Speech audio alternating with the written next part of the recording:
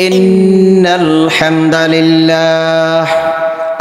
لله الذي خلق الإنسان وكرم بني آدم فسبحان الذي لا إله إلا الله الذي علم القرآن وعلم الإنسان ما لم يعلم نشهد أن لا إله إلا الله وحده لا شريك له ونشهد أن سيدنا وحبيبنا ومولانا محمدا عبده ورسوله الذي أرسله بالحق بشيرا ونذيرا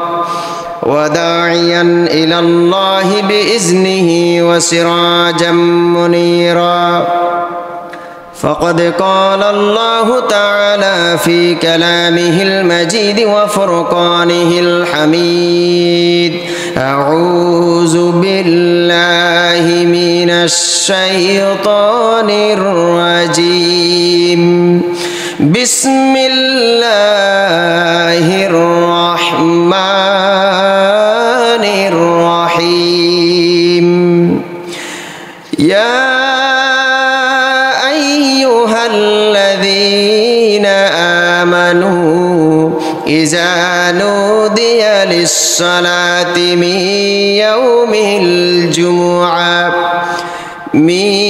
يوم الجمعة فاسعوا إلى ذكر الله وذروا البيع ذلكم خير لكم إن كنتم تعلمون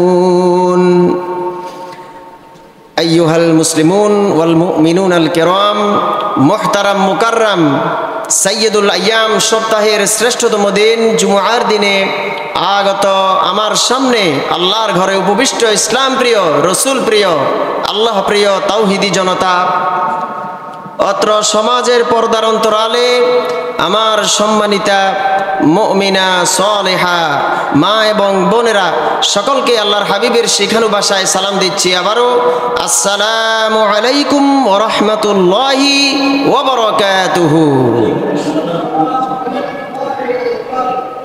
মহান আল্লাহর দরবারে লাখ কোটি শুকরিয়া আদায় করছি যে আল্লাহ রাব্বুল আলামিন আজকে রমাদান মাসের পরে শাওয়ালের মাসে আমাদেরকে কোরআন এবং হাদিসের আলোচনা শোনার জন্য এবং দুই রাকাত ফরজ সালাত আদায়ের জন্য একসাথে করতে পেরেছেন। শুকরিয়া স্বরূপ সকলেই পড়ছি আলহামদুলিল্লাহ। মানবতার মুক্তির দূত আমাদের সুপারিশকারী নবী নাবিয়ুনা মুহাম্মদ রাসূলুল্লাহ সাল্লাল্লাহু আলাইহি ওয়াসাল্লাম তার উপরে অসংখ্য দরুদ ও সালাম সকলেই পড়ছি আমরা সাল্লাল্লাহু আলাইহি ওয়াসাল্লাম। সম্মানিত মুসল্লুন ভাইরা, আপনারা সবাই কেমন আছেন?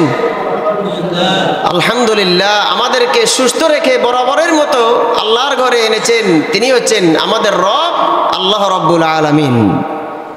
সম্মানিত উপস্থিতি, আপনাদের সামনে আমি রাসূল করিম সাল্লাল্লাহু আলাইহি ওয়াসাল্লামের মাক্কি জীবন এবং মাদানী জীবন নিয়ে আলোচনা করতেছিলাম। এক পর্যায়ে আজকে রাসূল করিম সাল্লাল্লাহু আলাইহি ওয়াসাল্লামের জীবনীর শেষ পর্ব অর্থাৎ মাদানী জীবনের শেষ পর্ব নিয়ে রাসূল করিম সাল্লাল্লাহু আলাইহি ওয়াসাল্লামের ওফাত নিয়ে, ইন্তেকালের অবস্থা নিয়ে আপনাদের সামনে আলোচনা করব ইনশাআল্লাহ। রাসূল করিম সাল্লাল্লাহু আলাইহি ওয়াসাল্লাম তিনি মদিনার জীবনে যখন ছিলেন তখন আল্লাহর নবী সাল্লাল্লাহু আলাইহি ওয়াসাল্লাম ইসলাম প্রচারের কাজ সমাপ্ত করে আস্তে আস্তে ধীরে ধীরে প্রচণ্ড অসুস্থতা বোধ করলেন আর আল্লাহর নবী সাল্লাল্লাহু আলাইহি ওয়াসাল্লাম ইন্তেকাল করলেন।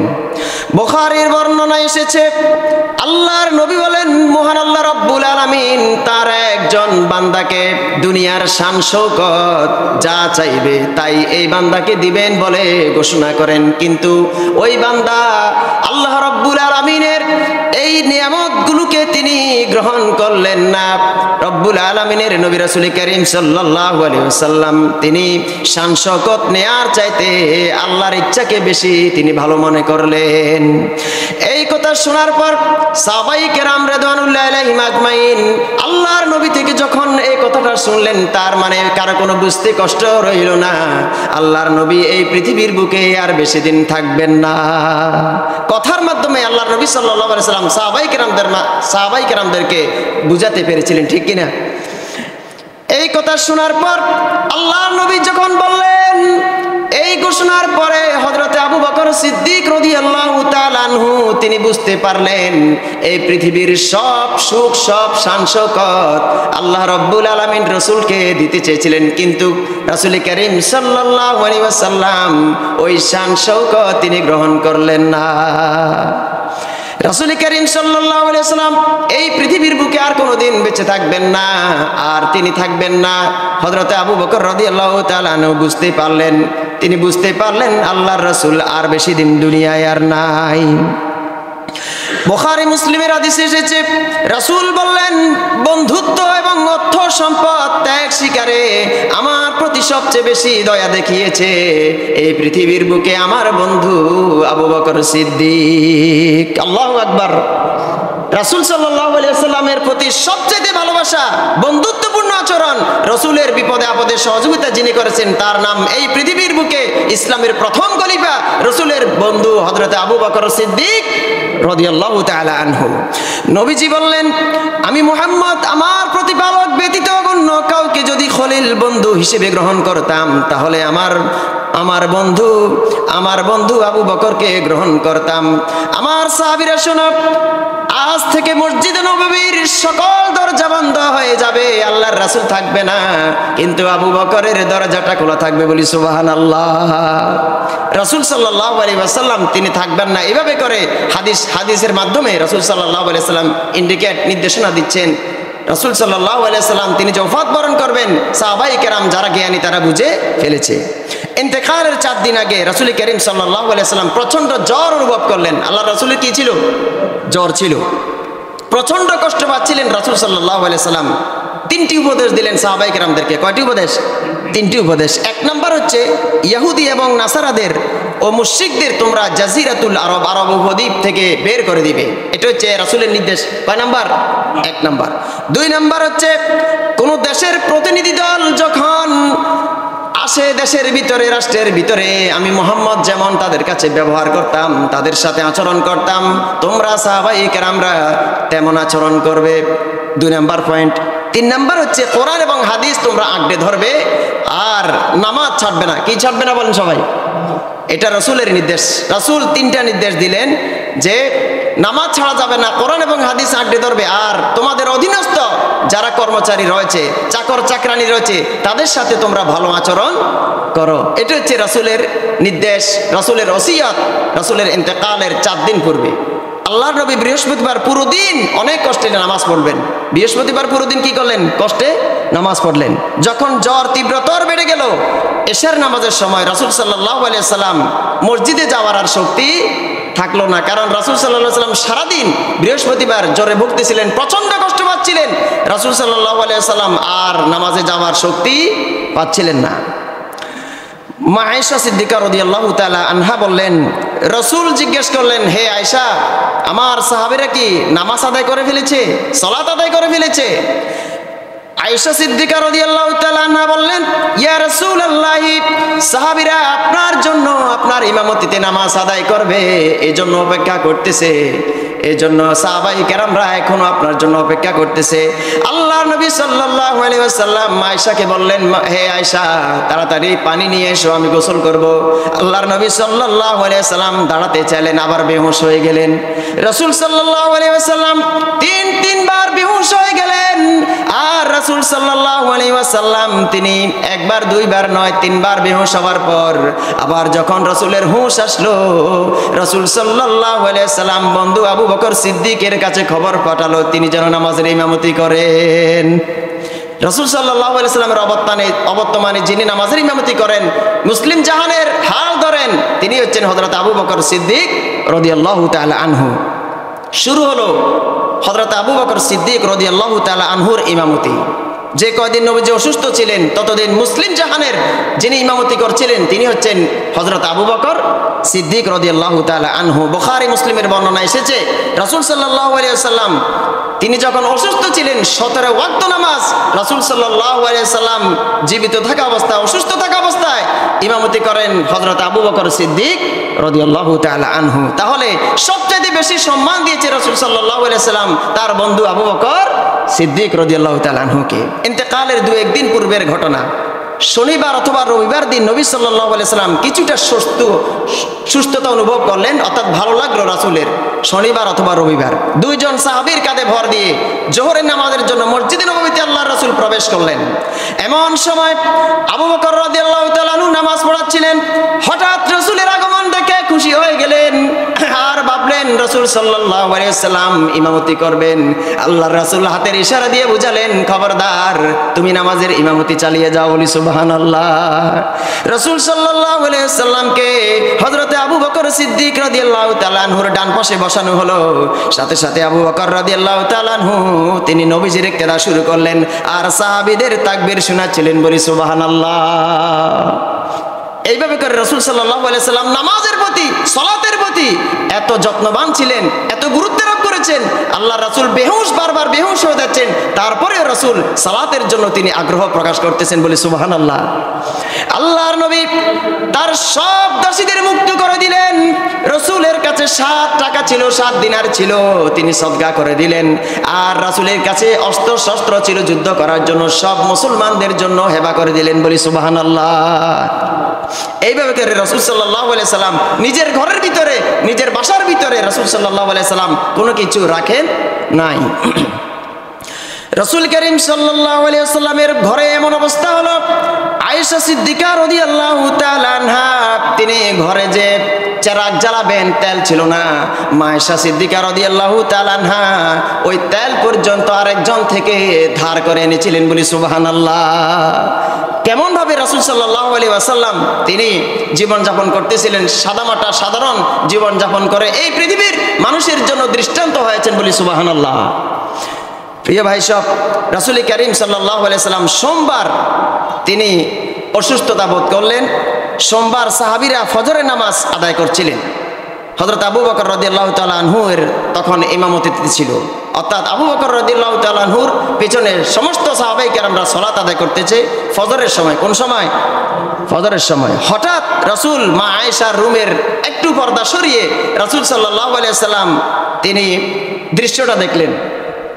তার হুজরাখানার ভিতরে যে পর্দা ছিল পর্দাটা উঠিয়ে রাসূল সাল্লাল্লাহু আলাইহি সাল্লাম তিনি একটু দৃশ্যটা দেখলেন সালাতের।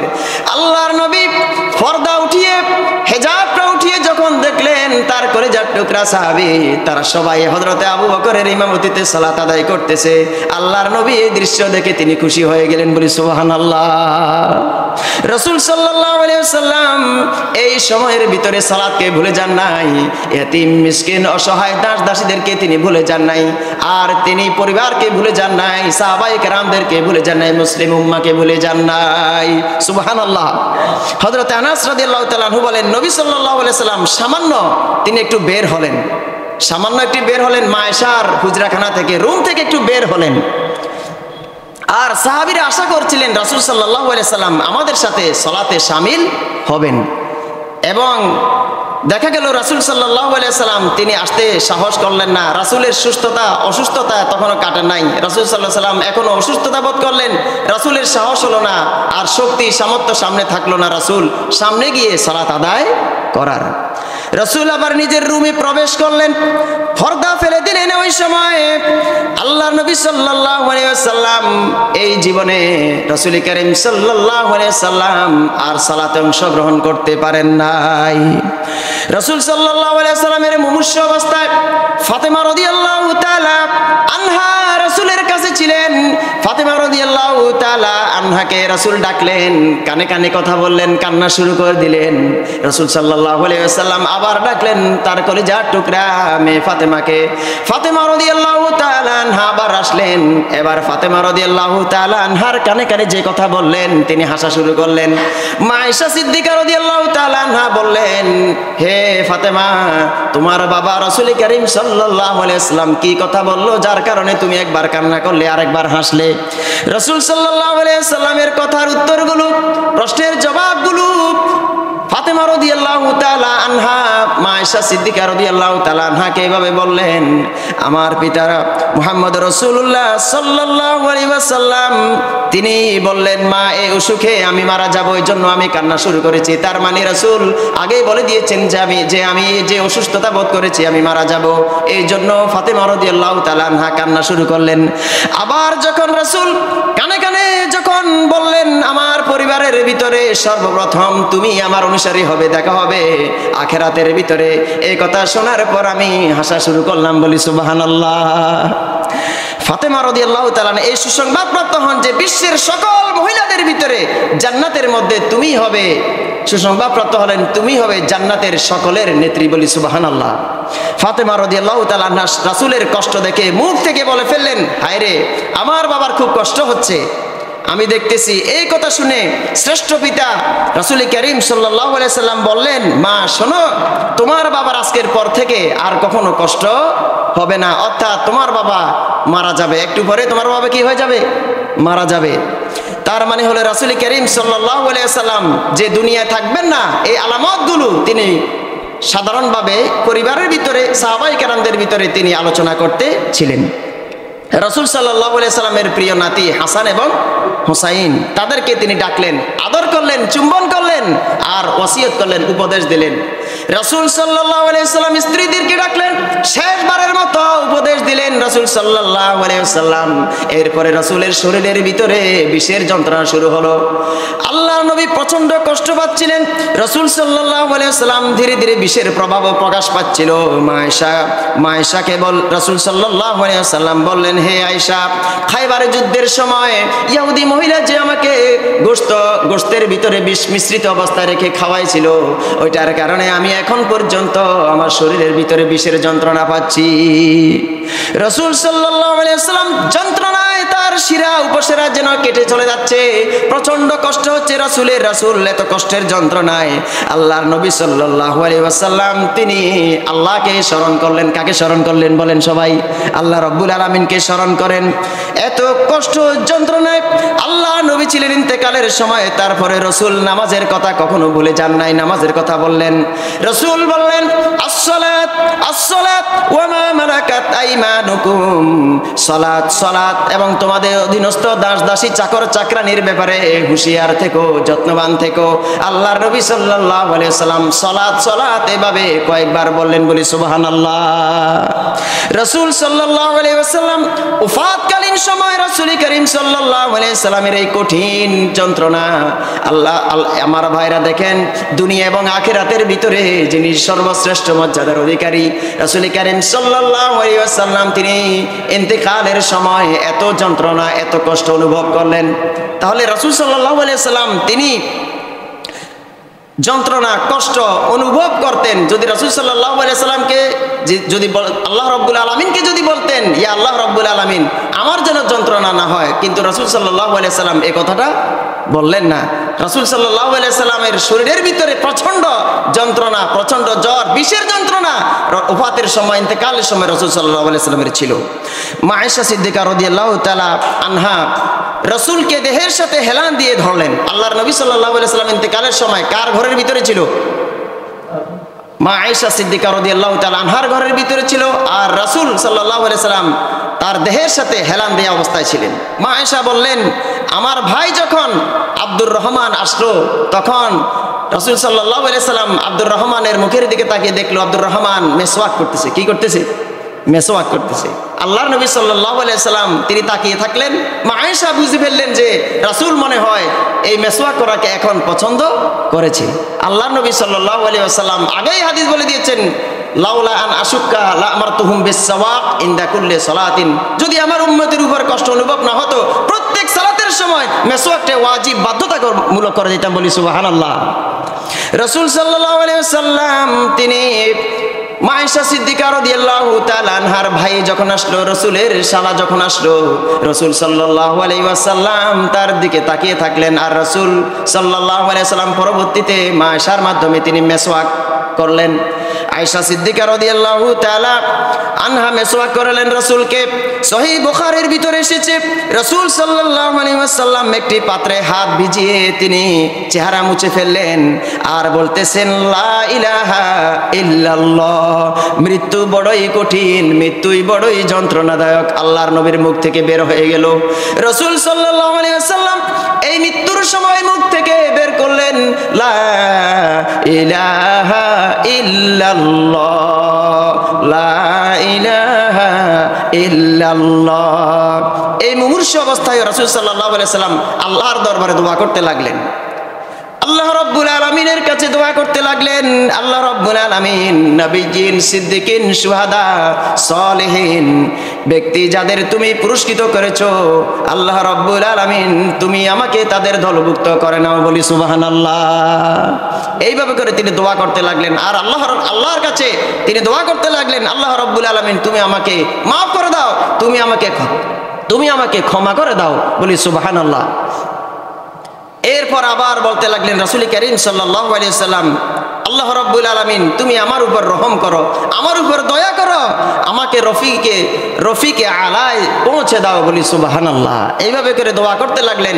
অন্তিম সময় রাসূলের ওফাতের সময় রাসূল করিম সাল্লাল্লাহু আলাইহি ওয়াসাল্লাম দোয়া করতে লাগলেন। হুজুর সাল্লাল্লাহু আলাইহি ওয়াসাল্লাম এই দোয়াগুলো 3 বার তিনি বলতে লাগলেন। ধীরে ধীরে আল্লাহর নবী ইন্তেকাল করলেন। একাদশ হিজরির 12ই রবিউল আউয়াল সোমবার চাশতের নামাজের শেষ সময় আল্লাহর নবী দুনিয়া এবং আখিরাতের ভিতরে যিনি সর্বশ্রেষ্ঠ মর্যাদাবান নবী মুহাম্মদ রাসূলুল্লাহ সাল্লাল্লাহু আলাইহি ওয়াসাল্লাম ইন্তেকাল করলেন। রাসূল সাল্লাল্লাহু আলাইহি ওয়াসাল্লাম এইভাবে করে ইন্তেকাল করলেন। আমার ভাইরা, রাসূল সাল্লাল্লাহু আলাইহি ওয়াসাল্লাম ইন্তেকালের সময় তার মুখ থেকে যে কথাগুলো বের হয়েছে সেই কথাগুলো হচ্ছে সালাত, সালাত, নামাজ ছাড়া যাবে না। এমনকি রাসূল সাল্লাল্লাহু আলাইহি ওয়াসাল্লাম বারবার বেহুশ হয়ে যাচ্ছেন আর তিনি সালাতের খবর নিচ্ছেন, বলি সুবহানাল্লাহ। আর দুনিয়ার ভিতরে মানুষ এখন বর্তমানে সব কিছু পেয়েও, নাজ নেয়ামত শান শওকত সব কিছু পেয়েও আল্লাহ রাব্বুল আলামিনের দরবারে আল্লাহর কাছে সেজদা দিতে নারাজ, সেজদা দেয় না। অথচ রাসূল সাল্লাল্লাহু আলাইহি সাল্লাম তিনি যদি একবার বলতেন দুনিয়ার শান শওকত সবগুলো রাসূলের পায়ের কাছে চলে আসতো, ঠিক কিনা বলেন সবাই? এই জন্য রাসূল সাল্লাল্লাহু আলাইহি ওয়াসাল্লাম বারবার তিনি বুঝাতে যাচ্ছেন উম্মতে মুহাম্মদীকে যেন খবরদার, সালাত ছাড়া যাবে না, নামাজ ছাড়া যাবে না। আমার ভাইরা, চতুর্দিকে শোকের ছায়া। রাসূল সাল্লাল্লাহু আলাইহি সাল্লাম এই পৃথিবীর বুকে নাই। সবাই কি হাসতেছে না কান্না করতেছে? শোকের ছায়া চতুর্দিকে রাসূল সাল্লাল্লাহু আলাইহি ওয়াসাল্লামের জন্য। আল্লাহর হাবিবের ইন্তেকালের সংবাদ মুহূর্তের ভিতরে ছড়িয়ে পড়লো, চতুর্দিকে ছেয়ে গেল শোকের ছায়া। রাসূল আলামিনের ইন্তেকালের খবর শুনে হযরত ওমর রাদিয়াল্লাহু তাআলা আনহু তিনি জ্ঞান হারা হয়ে পড়লেন। তিনি কি করবেন চিন্তা করতে পারতেছেন না, কি কথা বলবেন। তিনি দিশেহারা হয়ে বলতে লাগলেন, রাসূলের ওফাত হয়নি, খবরদার কথা বলবে না, রাসূল মারা যায়নি। আল্লাহর নামের শপথ, আল্লাহর নামের কসম, রাসূল সাল্লাল্লাহু আলাইহি ওয়াসাল্লাম আবার ফিরে আসবেন। কিন্তু না, রাসূল আবার ফিরে আসে নাই। এটা হযরত ওমর রাদিয়াল্লাহু তাআলা আনহু তিনি অন্তরকে সান্ত্বনা দেওয়ার জন্য কি করতেছেন, বলতেছেন। অর্থাৎ মানুষ মারা গেলে অনেক সময় আবেগে, চোখের পানিতে অনেক সময় অন্তর থেকে অনেক কথা বের হয়ে চলে আসে। অর্থাৎ যে লোকটা মারা যায় আমরা চিন্তা করি যে না, মারা যায় না, খবরদার কেউ বলবে না, সে আছে, এখনো আমাদের মাঝে আছে।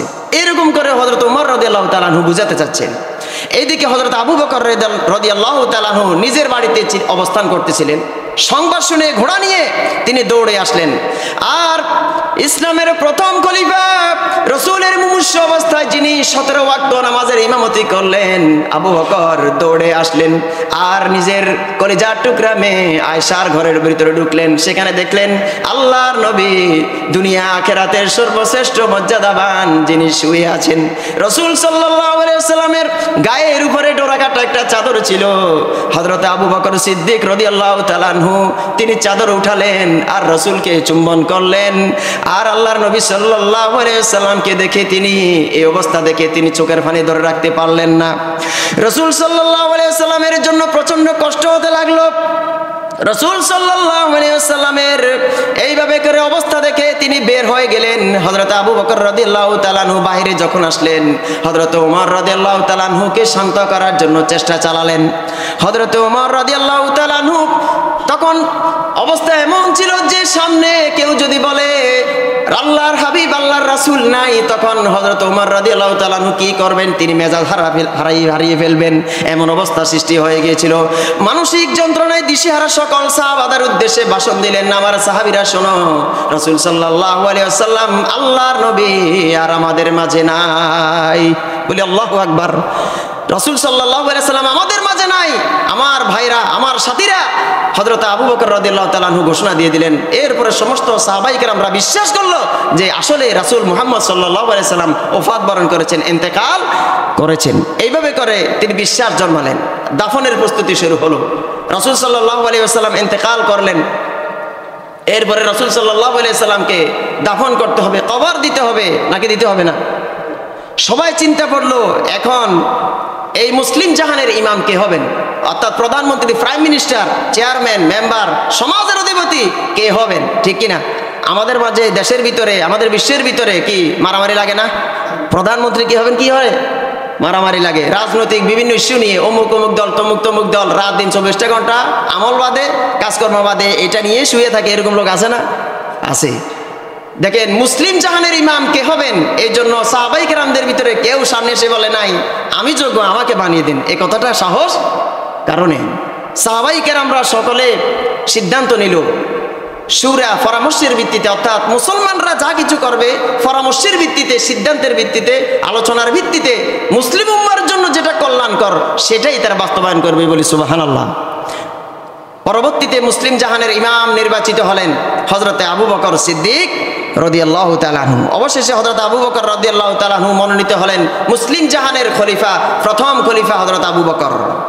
হুজুর সাল্লাল্লাহু আলাইহি ওয়াসাল্লামকে দাফনের জন্য গোসল করানো হলো। বিশ্বনবীকে কোথায় দাফন করা হবে সেটা নিয়ে ইখতিলাফ শুরু হয়ে গেল। অমুক সাহাবী বললেন অমুক জায়গায়, আরেকজন সাহাবী বললেন অমুক জায়গায়। এরপরে বিভিন্ন মতানৈক্য শুরু হয়ে গেল। এরপরে হযরত আবু বকর রাদিয়াল্লাহু তাআলা আনহু বললেন, আমি হুজুর সাল্লাল্লাহু আলাইহি ওয়াসাল্লামকে, আমি রাসূল সাল্লাল্লাহু আলাইহি ওয়াসাল্লাম হয়েছে। বলি সুবহানাল্লাহ। অর্থাৎ যে জায়গায় ইন্তেকাল করা হয়েছে নবীরা, ওই জায়গায় তাকে কি করা হয়েছে? দাফন করা হয়েছে। তাই সমস্ত সাহাবীরা সেই বিছানাটি উঠালেন। কোন বিছানা?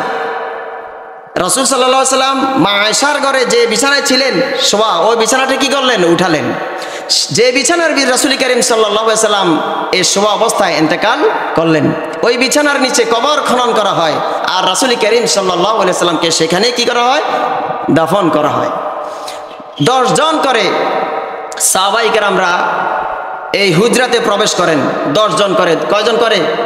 10 জন। কারণ জানাজা আমরা যখন দিই তখন আমরা সমস্ত লোকেরা, অর্থাৎ বিশ্বনবী মুহাম্মদ রাসূলুল্লাহ সাল্লাল্লাহু আলাইহি ওয়াসাল্লাম ওফাত বরণ করেছেন, ইন্তেকাল করেছেন, জানাজার ইমামতি কে করবেন? কারণ রসুলের ইমামের চাইতে, রসুলের চাইতে এই পৃথিবীর বুকে আর কোনো ইমাম থাকতে পারে না। কোনো ব্যক্তির সাহস নেই, কোনো সাহাবীর সাহস নেই যে রাসূলের সামনে গিয়ে ইমামতি করা। ঠিক কিনা বলেন সবাই? এই জন্য সমস্ত সাহাবায়ে কেরামরা এইভাবে করে সিদ্ধান্ত নিল, 10 জন করে হুজরাখানার ভিতরে জানাজার সালাত আদায় করে ফেললো। আমার ভাইরা দেখেন, বিশ্বনবী মুহাম্মদ রাসূলুল্লাহ সাল্লাল্লাহু আলাইহি ওয়াসাল্লাম এমন নবী ছিলেন, এমন রাসূল ছিলেন, যিনি ইন্তেকালের সময়, ওফাতের সময় তিনি উম্মতদেরকে ভুলে যান নাই। এমনকি অধীনস্থ দাস দাসী, চাকর চাকরানী তাদেরকে ভুলে যান নাই। রাসূল সাল্লাল্লাহু আলাইহি ওয়াসাল্লাম সালাতের ব্যাপারে যত্নবান ছিলেন, সালাতের কথা ভুলে যান নাই। এই জন্য রাসূল সাল্লাল্লাহু আলাইহি ওয়াসাল্লাম ইন্তেকালের সময় মুমূর্ষু অবস্থায় তিনি একটা কথাই বললেন, সালাত সালাত। সুবহানাল্লাহ। এই জন্য সালাত, মান তারাকা সালাতা মুতাআম্মিদান ফাকাদ কাফারা। যে ব্যক্তি ইচ্ছাকৃতভাবে সালাত তরক করলো, ছেড়ে দিল, নামাজ পড়লো না, সালাত পড়লো না, সে ব্যক্তি কুফরি করলো। যে ব্যক্তি কুফরি করে সে ব্যক্তি আর মুসলমান থাকতে পারে না। প্রিয় ভাই সব, এই জন্য সালাতের ব্যাপারে আমরা যত্নবান হই। রাসূল সাল্লাল্লাহু আলাইহি সাল্লাম তিনি এত প্রচন্ড কষ্ট অনুভব করতেছিলেন, জ্বর অনুভব করতেছিলেন, তারপরেও রাসূল সাল্লাল্লাহু আলাইহি সাল্লাম তিনি এই কথাগুলো, সালাতের কথাগুলো তিনি দাস দাসী, অধীনস্থ, চাকর চাকরানী তাদের ব্যাপারে কথা বলেছেন। প্রিয় ভাই সব, 10 জন করে এইভাবে সাহাবারা হুজরাখানাতে প্রবেশ করেন আর তারা জানাজার সালাত আদায় করেন। সর্বপ্রথম বনু হাশেম গোত্রের লোকেরা জানাজার নামাজ পড়ান। কোন গোত্রের লোকেরা? বনু হাশেম। এরপরে মুহাজিরগণ জানাজার সালাত পড়েন। এরপরে হচ্ছে আনসারগণ জানাজার সালাত পড়েন। এরপরে অন্যান্য পুরুষগণ, এরপরে মহিলাগণ, সর্বশেষ যারা শিশু তারা জানাজার সালাত পড়েন। তাহলে রাসূল করিম সাল্লাল্লাহু আলাইহি সাল্লাম তিনি হচ্ছেন ইমামুল আইম্মা, আশরাফুল আম্বিয়া, সাইয়্যিদুল মুরসালিন। তার সামনে গিয়ে ইমামতি করার কারো কোনো সাহস নেই। পরবর্তীতে মুসলিম জাহানের খলিফা হযরতে আবু বকর সিদ্দিক রাদিয়াল্লাহু তাআলা আনহু নির্বাচিত হন। এরপরে শুরু হলো ইসলামের উপরে, কোরআনের উপরে, মুসলমানদের উপরে বিভিন্ন রকমের নির্যাতন, নিষ্পেষণ, অপবাদ, মার, অত্যাচার, জুলুম। আমার ভাইরা দেখেন, রাসূল সাল্লাল্লাহু আলাইহি সাল্লাম মক্কার জীবনে তিনি কষ্ট করেছেন, মদিনার জীবনেও তিনি কষ্ট করেছেন।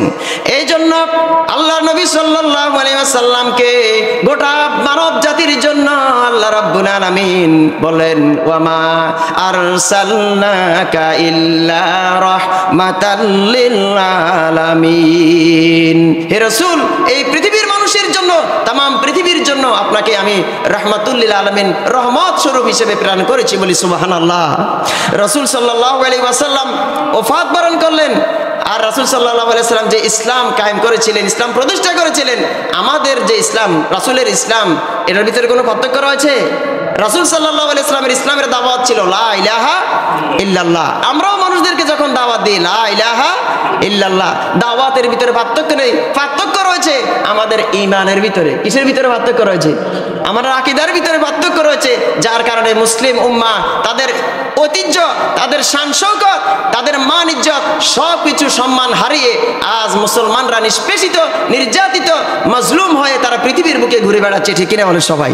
এই জন্য রাসূল সাল্লাল্লাহু আলাইহি ওয়াসাল্লাম তিনি যে কষ্ট করেছিলেন, ওই কষ্টের ভিতরে রাসূল সাল্লাল্লাহু আলাইহি ওয়াসাল্লাম ইসলামকে প্রতিষ্ঠার জন্য, কোরআনকে প্রতিষ্ঠার জন্য নিজের জীবনের শেষ দিন পর্যন্ত তিনি চেষ্টা চালিয়েছেন, বলি সুবহানাল্লাহ।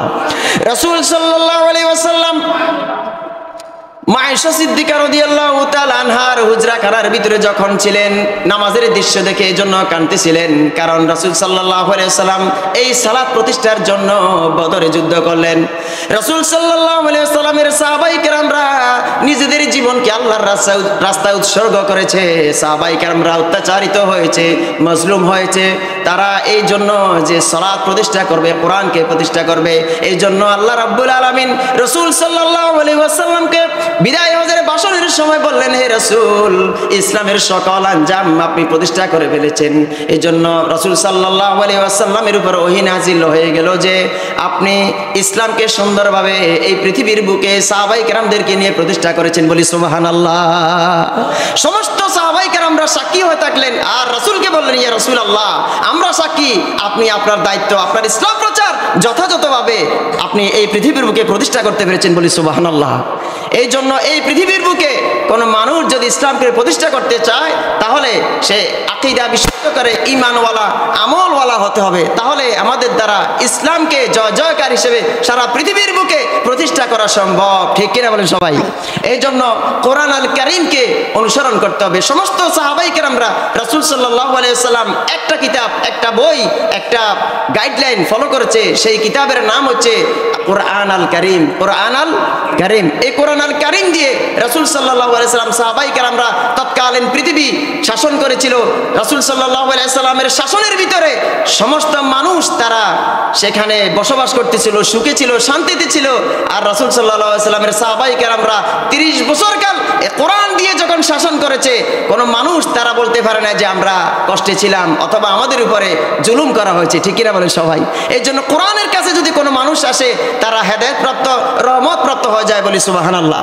রাসূল সাল্লাল্লাহু আলাইহি ওয়াসাল্লাম মৃত্যুকালীন অবস্থার ভিতরে এমন কথা বললেন, খবরদার কোরআন এবং হাদিস আঁকড়ে ধরবো, কোরআন হাদিস ছাড়বে না। তারাকতু ফিকুম আমরাইন, আমি তোমাদের মাঝে দুটো জিনিস রেখে যাচ্ছি, একটি হচ্ছে কিতাবুল্লাহ, আর একটি হচ্ছে আল্লাহর কিতাব, আরেকটি হচ্ছে সুন্নাহ হাদিস, রাসূল সাল্লাল্লাহু আলাইহি ওয়াসাল্লামের তরিকা, রাসূল সাল্লাল্লাহু আলাইহি ওয়াসাল্লামের পদ্ধতি। এখন রাসূল সাল্লাল্লাহু আলাইহি ওয়াসাল্লামের এই কথাটা তিনি বলেছিলেন, আল্লাহর কিতাব আমি রেখে যাচ্ছি, আর আমার হাদিস, আমার সুন্নাহ, আমার রীতিনীতি আমি তোমাদের ভিতর রেখে যাচ্ছি। এখন রাসূলের রীতিনীতিগুলো আমরা বুঝেছি না সাহাবায়ে কেরামরা বুঝেছে? বলেন সবাই। সাহাবায়ে কেরামরা বুঝেছে। রাসূল সাল্লাল্লাহু আলাইহি সাল্লামের সুন্নাতগুলো, আমলগুলো আমরা বুঝি নাই, আমরা তো শুনেছি মাত্র। আর সাহাবায়ে কেরামরা রাসূলকে চোখ থেকে দেখে আমল করেছে, জান্নাতি মানুষ হয়ে গেছে, বলি সুবহানাল্লাহ। এই জন্য সাহাবায়ে কেরামদের আমলকে কেউ যদি দূরে সরে দেয়, সাহাবায়ে কেরামদের আমলকে কেউ যদি ঠেলে তরক করে ছুঁড়ে ফেলে দে, তাহলে সে ব্যক্তি রাসূলুল্লাহ সাল্লাল্লাহু আলাইহি সাল্লামকে অসম্মান করলো, ঠিক কিনা বলেন সবাই? কারণ সাহাবায়ে কেরামরাও যেটা করে সেটাও কি হয়ে যায়? সুন্নাত হয়ে যায়। সাহাবায়ে কেরামরা যেটা করে সেটা আমাদের জন্য রহমত হয়ে যায়। কারণ সাহাবায়ে কেরামরা সাধারণ কোনো মানুষ ছিলেন না, দুনিয়া এবং আখিরাতের ভিতরে যাদেরকে জান্নাতের সার্টিফিকেট দিয়েছেন তিনি কে? আল্লাহ রাব্বুল আলামিন। এই জন্য আমরা আমাদের রাসূল সাল্লাল্লাহু আলাইহি সাল্লামের ইত্তেবা করব, অনুসরণ করব, অনুকরণ করব, তাহলে আল্লাহ রাব্বুল আলামিন আমাদেরকে ভালোবাসবেন। আর সাহাবায়ে কেরাম আবাররাহা কুলুবান ওয়া আমাকাহা ইলমান ওয়া আকাল্লাহা তাকাল্লুফান ইখতারাহুমুল্লাহু লিসুহবাতি নাবিয়্যিহি ওয়াল ইকামাতি দীনিহি। রাসূল সাল্লাল্লাহু আলাইহি সাল্লামের এই সাহাবায়ে কেরামদেরকে আল্লাহ তাআলা বেছে নিয়েছেন, চয়েস করেছেন, পছন্দ করেছেন, ভালোবেসেছেন, এই জন্য যাতে করে তারা এই পৃথিবীর ভিতরে থেকে রাসূলের সাহচর্য পেয়ে রাসূলের সাথে থেকে সাথী হয়, তারা জান্নাতি মানুষ হয়। এই পৃথিবীর মানুষগুলো যেন এখান থেকে শিক্ষা গ্রহণ করে, বলি সুবহানাল্লাহ। তাহলে এই পৃথিবীর সর্বশ্রেষ্ঠ সন্তান হচ্ছে সাহাবায়ে কেরাম রিদওয়ানুল্লাহ তাআলা আলাইহিম আজমাইন। প্রিয় ভাই সব, আমরা রাসূল করিম সাল্লাল্লাহু আলাইহি সাল্লামের এই জীবনী শিখলাম। মাক্কি জীবনে আপনাদের সামনে আলোচনা করছিলাম, শেষ করেছি।